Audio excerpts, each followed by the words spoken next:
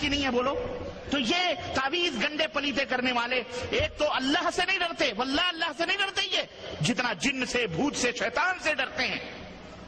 رات کے اندھیرے میں کہیں کھیت اور دیکھنے جا رہے ہیں یا کہیں باہر نکلے، اندھیرا دیہاتوں میں کہاں بجلی لائٹ ہوتی ہے؟ آپ کے یہاں پہ سعودی عرب میں اتنا لائٹ، ہمارے یہاں ملکوں میں اتنی لائٹ نہیں ہوتی۔ ذرا سا کہیں سے چوہا دوڑ گیا، مارے ڈر گئے، لنگی انگی چھوڑ کے بھاگا بیچارہ، کھر سے ہوا تو سمجھا بس آ گئی سواری۔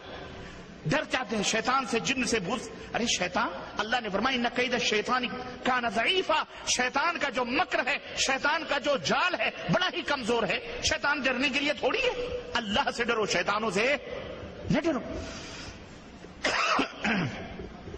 اور پھر اس کا دوسرے نقصان میں یہ ہے کہ میرے بھائیوں، ہر چیز جہاں بھی بیماری ہوئی فوراً شیطان اور جن کے اثرات سوچنا اور سمجھنا شروع کر دیتے ہیں کہ اسی اثر سے یہ ہوا ہے، اور پھر اس کے لیے اللہ اکبر، آپ جانتے ہیں ہر شرک کو، ہر خرافات کو جائز سمجھ کر کے ہمارے لوگ وہ کر گزرتے ہیں، اور کہاں کہاں منہ مارتے ہیں جہاں ان کو بتا دیا جائے کہ ان کے اس بیماری کا علاج ملے گا، واللہ وہاں پہنچ کر کے وہ سب کرنا شروع کر دیتے ہیں۔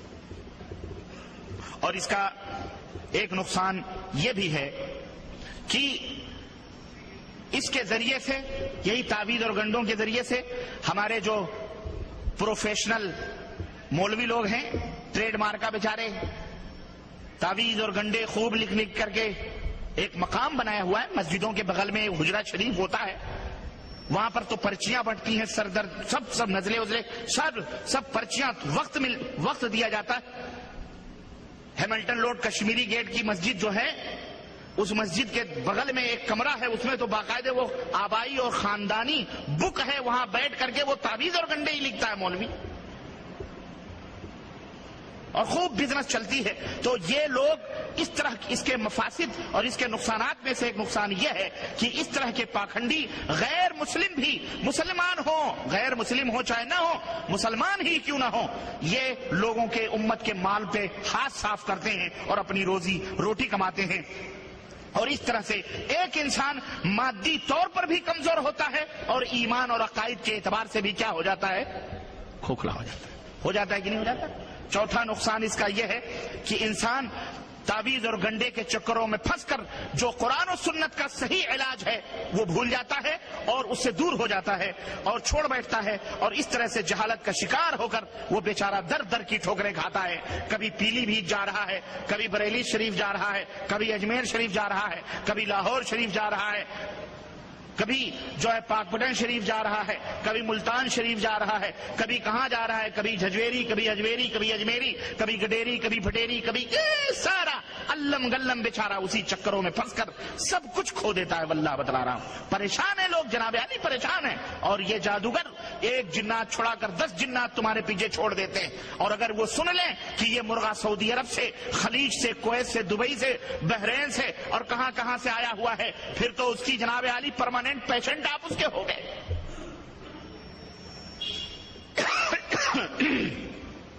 میرے بھائیوں، اس لیے یہ نقصانات ہیں اس کے۔ اللہ عز و جل سے اپنے لو کو لگاؤ، اللہ کو شفا دینے والا سمجھو، اور اللہ عز و جل نے جو اسباب اس دنیا میں بنائے ہیں فائدہ اٹھانے کے، ان اسباب سے فائدہ اٹھاؤ۔ اسباب سمجھتے ہیں کس کو کہتے ہیں؟ ذریعہ۔ گاڑی سے آپ کندرا البرکہ انٹرنیشنل اسکول آئے، یہ گاڑی اسباب ہے، سبب ہے یہاں پہنچنے، ذریعہ۔ تو اسی طرح اللہ عز و جل نے دنیا میں بہت سارے اسباب پیدا کیے ہیں۔ یہ زمین کے اوپر آپ چلتے ہیں تو یہ زمین سبب ہے۔ یہ زمین کیا ہے؟ اللہ کے بنائے ہوئے اسباب میں سے ایک سبب ہے۔ ہوا ایک سبب ہے، پانی ایک سبب ہے، اللہ عز و جل نے بنائے ہیں۔ تو سمجھا رہا ہوں، سبب سمجھو، تاکہ بہت سارے بھائی لوگ کہتے ہیں اتنا بڑا بڑا لفظ بولتے ہیں سمجھ نہیں آتی۔ اسباب یہ سبب کی جمع ہے، تو اللہ عز و جل نے اسباب بنائے ہیں اس دنیا میں، ان اسباب کو اختیار کرو، اللہ نے اس کا حکم دیا۔ لیکن قضا اور قدر پر، تقدیر پر ایمان رکھتے ہوئے نفع پہنچانے والا، مشکل کشا، حاجت روا، اسی طرح نقصان پہنچانے والا، شفا دینے والا، اور ہر سبب میں خوبی پیدا کرنے والا کون ہے؟ صرف اللہ عز و جل کو سمجھیں اور اس سبب کو اختیار کریں۔ اسلام اس کا حکم دیتا ہے، چنانچہ اللہ عز و جل نے قرآن کریم میں ارشاد فرمایا، فَإِذَا قُضِيَتِ الصَّلَاةُ فَانتَشِرُوا فِي الْأَرْضِ وَابْتَغُوا مِنْ فَضْلِ اللَّهِ کہ مسلمانوں جب جمعے کی نماز ختم ہو جائے تو منتشر ہو جاؤ. کیا ہو جاؤ؟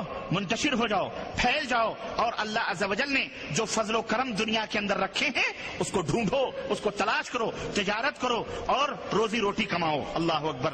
روزی تلاش کرو. سورہ جمعہ آیت نمبر 10. اسی طرح اللہ نے فرمایا فَامْشُوا فِي مَنَاكِبِهَا وَكُلُوا مِن رِزْقِهِ. سورہ اللہ عز و جل نے فرمایا کہ اے دنیا کے لوگوں، یہ جو زمین ہے اس زمین کے کندھے پر، اس روئے زمین پر، اس کندھے پر چلو، زمین کے کندھے پر، اور اللہ کی دی ہوئی روزیوں کو کھاؤ. ڈھونڈو، تلاش کرو، روزیاں کھاؤ.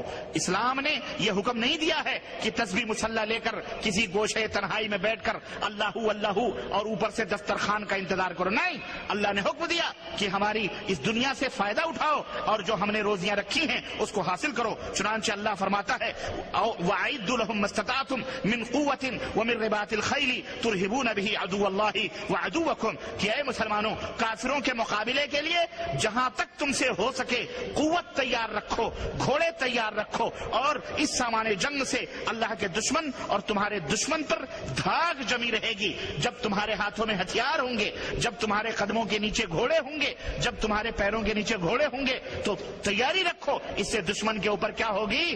دھاگ جمی رہے گی. یہ نہیں کہ اللہ کا نام لے کر نہتھے جا کر کے روڈوں کے اوپر کھڑے ہو جاؤ، مظاہرے کرو اور کہو اے اللہ بھیج فرشتوں کی فوج اور ہماری مدد کرے گی. نہیں، اللہ نے کہا اسباب اختیار کرو، ہتھیار لے لو، پھر اللہ کے اوپر بھروسہ کرو. سمجھ آئی کہ نہیں آئی؟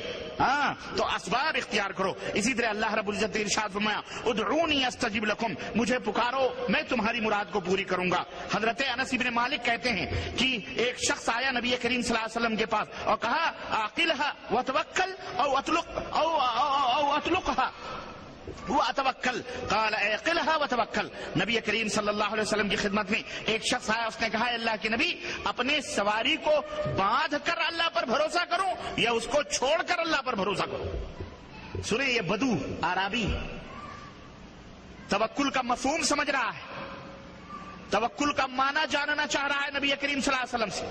کیا کہ اللہ کے نبی اللہ پہ بھروسہ کرو تو جو میری سواری ہے اسے کھوٹے میں رسی میں باندھ کر اللہ پر بھروسہ کروں یا اس کی نکیل چھوڑ دوں اور پھر اللہ پہ بھروسہ کروں؟ تو اللہ کے حبیب نے کیا فرمایا؟ اعقلها وتوکل. اس کو باندھو پھر بھروسہ کرو. پہلے اس کو بولو اسباب اختیار کرو، اس کو باندھو پھر بھروسہ کرو. پہلے اس کو بولو اسباب اختیار کرو اور بھروسہ کس پر کرو؟ گھر کے اندر چابی تالے مضبوط کر کے رکھو اور بھروسہ کس کے اوپر کرو؟